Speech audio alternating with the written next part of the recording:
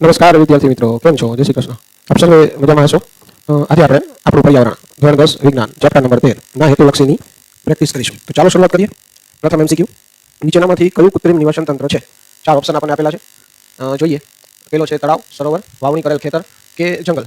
કૃત્રિમ કીધું છે, કૃત્રિમ એટલે માનવ સર્જિતની વાત કરી છે. તો માણસ દ્વારા કરવામાં આવે એટલે વાવણી કરેલ ખેતર જવાબ આવશે. ત્યાર પછી નીચેનામાંથી કોનો સમાવેશ વિઘટકોમાં થાય છે? વિઘટકો એટલે જે વિઘટન કરતા હોય એ. તો બેક્ટેરિયાનો સમાવેશ થાય છે. નીચેનામાંથી સજીવનું કયું જૂથ આહાર ઝાડનો ભાગ નથી? વરુ, ઘાસ, સાપ અને વાઘ. એટલે કે સી જે છે એનો આન્સર આવશે. ચાલો, આનું કારણ એ છે કે ક્યારેય વરુ ઘાસને ખાતું નથી એ રીતે, એટલે એકબીજાને અરસપરસ શિકાર નથી થતો, એટલા માટે કહી શકાય. 4 નંબરનો એમસીક્યુ, આહાર શૃંખલાનો સાચો ક્રમ નીચેના પૈકી કયો છે? તો એનો જવાબ જે છે એ આવશે ઉત્પાદકોને તૃણાહારીઓ ખાય અને તૃણાહારીઓને માંસાહારીઓ ખાય. નેક્સ્ટ જે સવાલ છે આપણે લઈએ. નીચે આપેલ પૈકી કયો સમૂહ માત્ર જૈવ વિઘટનીય પદાર્થો છે? એટલે કે માત્ર કોનો રસ વધુ હોવાથી તેનું વિઘટન થાય? એનો જવાબ છે ફળોની છાલ અને લીંબુનો રસ. 6 નંબરનો એમસીક્યુ, નીચે આપેલમાંથી કયો પર્યાવરણ પ્રત્યે હકારાત્મક અભિગમ દર્શાવે છે? એટલે પોઝિટિવ કયો છે? બજાર જતી વખતે સામાન માટે કપડાની થેલી લેવી જ જોઈએ, કામ પૂર્ણ થયા બાદ લાઈટ પંખા બંધ કરવી જ જોઈએ, શાળાએ ચાલીને જવું જોઈએ જે સારું ગણાય, એટલે જવાબ આવશે આપેલ તમામ. નેક્સ્ટ જોઈએ આપણે. 4 પોષક સ્તરો ધરાવતી આહાર શૃંખલામાં ઉર્જા પ્રાપ્તિના આધારે પોષક સ્તરોનો સાચો ક્રમ દર્શાવો. આગળ આવી ગયો જેવું છે, પણ 4 પોષક સ્તર છે. એટલે પહેલું આવશે ઉત્પાદકો, તૃણાહારી, માંસાહારી અને ઉચ્ચ માંસાહારી. ઉંદર એ કયા પ્રકારનું ઉપભોગી પ્રાણી છે? ઉંદર જે છે આપણે ઘાસ માંસ બંને એટલે સર્વાહારી કહી શકાય. નીચેના પૈકી કઈ સમસ્યાનું માનવ સર્જિત ફેરફારનું પરિણામ છે? વન કટાઈના પરિણામે તૂટતી આહાર શૃંખલા, ઓઝોન સ્તરના ઘટાડો, વૈશ્વિક તાપમાનમાં વધારો, એટલે બધું જ શક્ય છે. એટલે આપેલ તમામ મનુષ્યના કારણે આ તમામ વસ્તુ શક્ય છે. આહાર શૃંખલામાં જૈવ અવિઘટનીય રસાયણના પ્રવેશથી શું સર્જાતું હોય છે? તો એની અંદર આવશે જૈવ અવિઘટનીય છે એટલે જૈવિક વિશાલન. વિધાનવાળા પ્રશ્નો ખાસ વિચારીને લખવા જેવા હોય છે. વિધાન એક્સ ઉત્પાદક નથી તે બધા જ ઉપભોગી છે. વિધાન વાય એવું કહે છે કે નીચલા પોષક સ્તરોએ વધારે ઉર્જા પ્રાપ્ત થાય, એટલે વિધાન એક્સ અને વાય માટે કયો વિકલ્પ નીચેનામાંથી સાચો હોય? તો બંને વિકલ્પ સાચા છે. ઉત્પાદક નથી, બધા ઉપભોગી હોય, અને નીચલા પોષક સ્તરે વધારે ઉર્જા હોય, બંને વિધાન સાચા છે. આવો ઓપ્શન આપણને ડી મળશે. આપણે જોઈએ વિદ્યાર્થી મિત્રો, ઓઝોન સ્તરના ઘટાડાની સૌથી હાનિકારક અસર કઈ જગ્યાએ જોવા મળે છે? તો ઓઝોન સ્તરના ઘટાડાની સૌથી હાનિકારક અસર નીચેનામાંથી એન્ટાર્કટિકા વિભાગમાં જોવા મળે છે. એટલે એનો રાઈટ આન્સર આવશે એન્ટાર્કટિકા વિભાગ. ત્યાર પછીનો સવાલ છે, ખૂબ જ ઝેરી વાયુ ઓઝોનને આવશ્યક શા માટે ગણવામાં આવે? તો કે ભાઈ એ આપણું વાતાવરણના ઉપલાના સ્તરમાં જે પારજામ એટલે કે યુવી રેઝ હોય એનાથી આપણું રક્ષણ કરે એટલા માટે આવશ્યક છે. તળાવ નિવાસન તંત્રમાં પ્રવેશતા ડીડીટીથી સર્જાતી જૈવિક વિશાલનની સમસ્યા સૌથી વધારે કયા સજીવને અસર કરે? ડીડીટીથી માણસને અસર સૌથી વધુ કરે છે, એટલે આનો રાઈટ આન્સર જે છે એ માણસ આવશે. નીચેના પૈકી કયો ઉપાય પર્યાવરણ માટે લાભદાયી નથી? તો આ વાંચવા જેવો પ્રશ્ન છે વિદ્યાર્થી મિત્રો, પણ આમાં આપણને ડિસ્પોઝેબલ પ્લાસ્ટિક પ્લેટનો ઉપયોગ કરવો એ લાભદાયી નીવડતું નથી. નેક્સ્ટ ક્વેશ્ચન આપણે જોઈએ, નિવાસન તંત્રની જાળવણીમાં ઉત્પાદકોમાં કઈ ક્રિયા મહત્વની હોય છે? તો એના ઓપ્શન છે જૈવિક વિશાલન, પ્રકાશ સંશ્લેષણ, શ્વસન કે પાણીનું શોષણ. હવે નિવાસન તંત્રમાં ઉત્પાદકોમાં કઈ ક્રિયા મહત્વની, એટલે સૌથી પહેલા ઉત્પાદકોની વાત આવે એટલે પ્રકાશ સંશ્લેષણ જવાબ આવે. ઉત્પાદકો અને ઉપભોગીના પોષક સ્તરમાં ખોરાક મેળવતા પ્રાણીઓને શું કહેવાય? ઉત્પાદક અને ઉપભોગી બંનેમાંથી ખોરાક મેળવતા એટલે કે સર્વાહારી. ત્યાર પછી જે સવાલ છે સર્વાહારી. 18 નંબરનો, આહાર શૃંખલામાં માંસાહારીઓ કરતાં તૃણાહારીઓ વધારે હોય છે, આવું શા માટે? તો એમાં જે છે આપણે ચાર વિધાન જોઈએ. માંસાહારી વધારે ખોરાકની જરૂર હોય એવું ના હોય. માંસાહારી ઓછી સંખ્યાને ટકાવવા વધારે સંખ્યામાં તૃણાહારી એ બરોબર છે. તૃણાહારીઓ અને ખોરાક માટે વધારે વનસ્પતિ ઉપલબ્ધ એવું બી ના હોય. તૃણાહારીઓમાંથી માંસાહારીઓમાં ઉર્જાના વહન દરમિયાન વધારે ઉર્જાનો વ્યય પામે એ બી બરોબર છે. એટલે જવાબ આવશે બીજું અને ચોથું. આ જે છે એ બંને રાઈટ આન્સર હોઈ શકે, એમના કારણો વ્યવસ્થિત હોઈ શકે. બરોબર છે. ચલો, આહાર શૃંખલામાં સિંહ હરણને ખાય, હરણ વનસ્પતિને ખાય, તે માટે નીચેના પૈકી કયું વિધાન શક્ય છે? આમના ઓપ્શન આપણે જોઈએ. સિંહ દ્વિતીય ઉપભોગી છે અને હરણ પ્રાથમિક ઉપભોગી છે. ત્યાર પછી સિંહ ભક્ષક છે અને હરણ ભક્ષીય છે. સિંહ પ્રાથમિક ઉપભોગી આ તો આવે જ નહીં વિદ્યાર્થી મિત્રો. સિંહ તૃતીય ઉપભોગી પણ ના આવે, એટલે ઓપ્શન 1 અને 2 બંને સાચા છે. આવો ઓપ્શન આપણે નીચેનામાંથી ગોતીએ તો પહેલો જ છે 1 અને 2. ચાલો, નિવાસન તંત્રમાં પછી 4 ઓપ્શન છે. ઉર્જાનું અને પોષક દ્રવ્યોનું એકમાર્ગી વહન થાય, ઉર્જા અને પોષક દ્રવ્યોનું ચક્રીય વહન થાય, ઉર્જાનું ચક્રીય વહન અને પોષક દ્રવ્યોનું એકમાર્ગી, એ તો બને જ નહીં. ઉર્જાનું એકમાર્ગી અને પોષક દ્રવ્યોનું ચક્રીય આ શક્ય છે, એટલે આમનો આન્સર આવશે ડી. ઉંદર એ કયા પ્રકારનું આવી ગયું છે? ફરી પાછો રિપીટ થયેલ સવાલ છે. સર્વાહારી. નીચેના પૈકી કઈ સમસ્યા માનવ સર્જિત ફેરફારનું પરિણામ છે? આ પણ આવી ગયું છે, એટલે આમાં પણ આપેલ તમામ આવશે. આહાર શૃંખલામાં તૃતીય પોષક સ્તરે હંમેશા કયા પ્રાણીઓ ગોઠવાયેલા હોય? તૃતીય પોષક સ્તરે માંસાહારી હોય, ચતુર્થ પોષક સ્તરે ઉચ્ચ માંસાહારી હોય. ખેતરમાં ઘઉંના પાક સાથે સાપ, મોર, સમડી, ઉંદર વગેરે પ્રાણીઓ આહાર શૃંખલામાં હોય તો સમયાંતરે જંતુનાશક દવાનો છંટકાવ કરવામાં આવે તો કોનામાં જંતુનાશકનું સંકેન્દ્રણ સૌથી ઓછું થાય? એટલે ઉંદરમાં. ત્યાર પછી નીચે આપેલા વિધાનો પૈકી આહાર શૃંખલા માટે કયું વિધાન ખોટું છે? ખોટું વિધાન શોધવાનું કીધું છે, એટલે આપણે જોઈએ વિઘટકો ઉત્પાદકો સિવાય અન્ય તમામ પોષક સ્તરમાંથી ખોરાક પ્રાપ્ત કરી શકે, આ એક ખોટું છે. ત્યાર પછીનો સવાલ, નીચેનામાંથી જૈવિક રીતે વિઘટન પામતા કચરાનું ઉદાહરણ કયું છે? આવો પ્રશ્ન પૂછાય ત્યારે ખાસ જોવું જોઈએ. 3 ઓપ્શન એક સરખા હોય, ધાતુ, કાચ, પ્લાસ્ટિક અને શાકભાજી. જૈવિક વિઘટન પામતો કચરો એટલે શાકભાજી.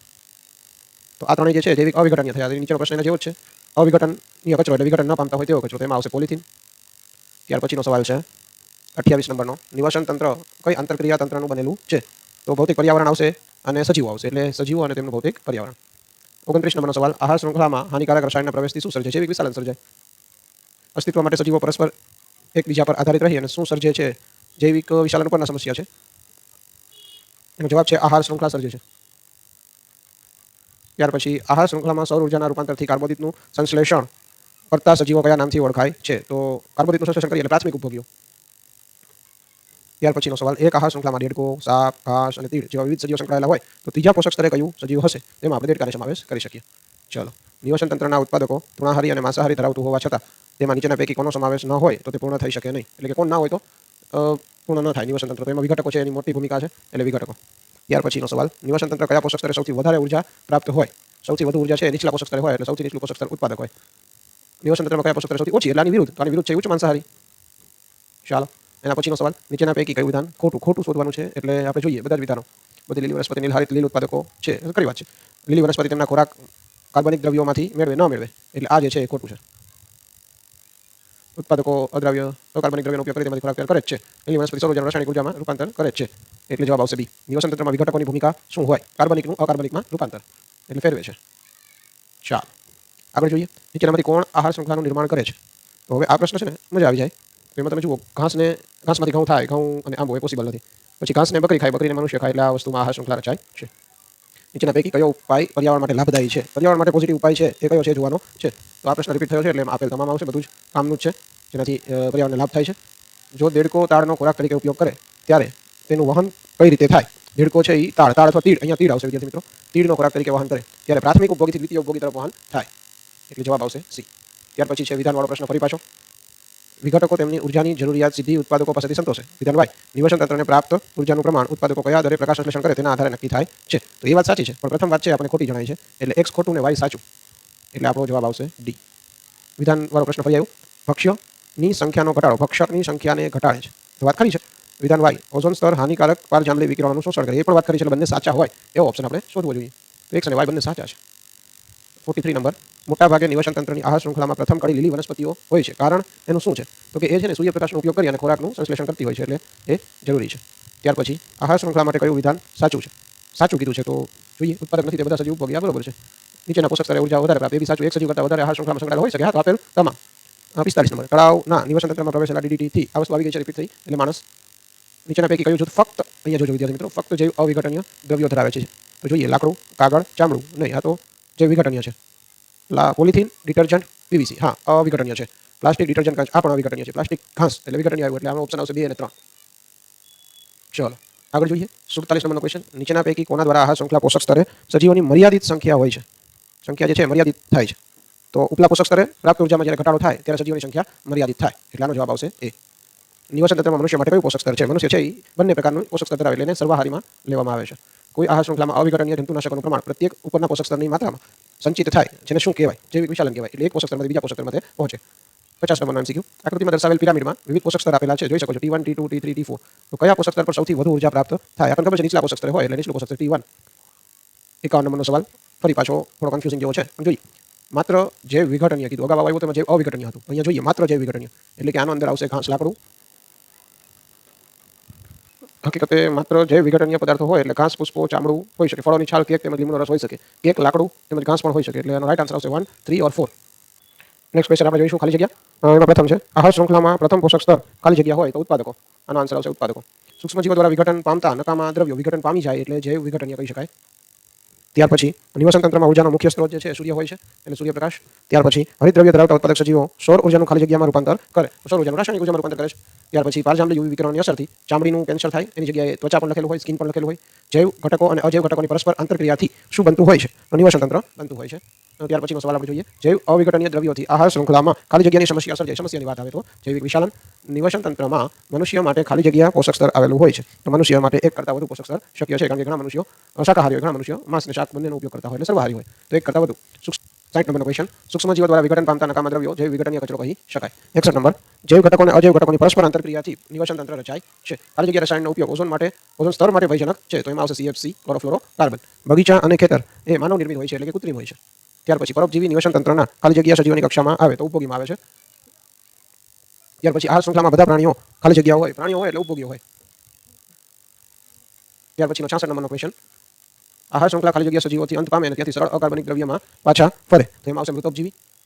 હરિત દ્રવ્ય ધરાવતા ઉત્પાદક સજીવો સૌર ઉર્જાનું ખાલી જગ્યા ઉર્જામાં રૂપાંતર કરે, તો સૌર ઉર્જાનું રાસાયણિક ઉર્જામાં રૂપાંતર કરે. ત્યાર પછી નિવસન તંત્રમાં ઉર્જાનો મુખ્ય સ્ત્રોત સૂર્ય છે.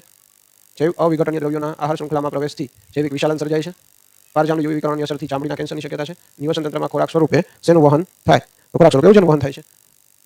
આહાર શૃંખલામાં હાનિકારક રસાયણોના પ્રવેશથી જૈવિક વિશાલન સર્જાતું હોય છે. એકને એક સવાલ અલગ અલગ રીતે પૂછી શકે છે તમને. અસ્તિત્વ માટે સજીવો પરસ્પર એકબીજા પર આધારિત રહી અને શું સર્જાય છે? તો આહાર શૃંખલા સર્જે છે. એકબીજા ઉપર આધારિત રહીને અને પરસ્પર આંતરક્રિયાથી નિવસન તંત્ર સર્જે છે. આહાર શૃંખલામાં સૌર ઊર્જાના રૂપાંતરથી કાર્બોદિતનું સંશ્લેષણ કરતા સજીવો પ્રાથમિક ઉત્પાદકોના નામથી ઓળખાય છે. પ્રાથમિક ઉત્પાદકો, કારણ કે સૌર ઊર્જાનું રાસાયણિક ઊર્જામાં રૂપાંતર કરતા હોય છે.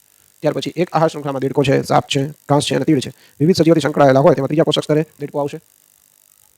નિવસન તંત્ર ઉત્પાદકો તૃણાહારી અને માંસાહારી ધરાવતું હોવા છતાં તેમાં નીચેના પૈકી ખાલી જગ્યાનો સમાવેશ ન હોય તો તે પૂર્ણ થઈ શકે નહીં, એટલે કે વિઘટકો જો ન હોય તો એ પૂર્ણ ન થઈ શકે. ત્યાર પછીનો સવાલ 77 નંબર. નિવસન તંત્રના ખાલી જગ્યા પોષક સ્તરે સૌથી એટલે નીચલા પોષક સ્તરે એટલે ઉત્પાદક આવશે. પારજાંબલી કિરણો મનુષ્યમાં ત્વચાના કેન્સરની ઉત્પન્ન કરી શકે. આહાર શૃંખલામાં તૃતીય પોષક સ્તરે હંમેશા માંસાહારી પ્રાણીઓ ગોઠવાયેલા હોય. ઉંદર કયા પ્રકારનું છે? તો એ સર્વાહારી છે. ઉત્પાદકો અને ઉપભોગીના પોષક સ્તરમાંથી ખોરાક મેળવતા પ્રાણીઓને શું કહે છે? બંનેમાંથી ખોરાક મેળવતા હોય તો એને સર્વાહારી તરીકે ઓળખવામાં આવે છે. ફરી મળીશું નેક્સ્ટ ભાગમાં. ત્યાં સુધી આવજો.